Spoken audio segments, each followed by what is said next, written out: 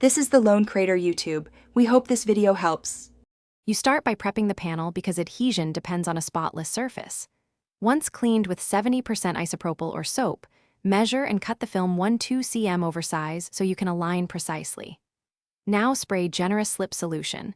This lets you slide and reposition the film without trapping dust. Hold the film by the edges, tack one side, then lay the opposite edge down while you keep the center elevated. This prevents early bubbles and saves time. You now work the film into place.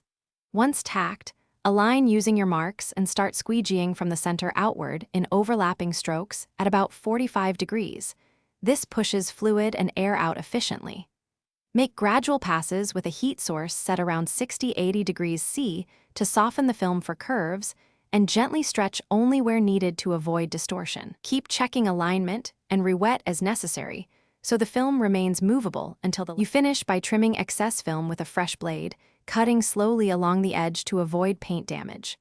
Once trimmed, apply light heat and firm pressure to seal edges. This locks adhesion and helps the film relax. Allow the job to cure 24-48 hours before washing or high-speed driving.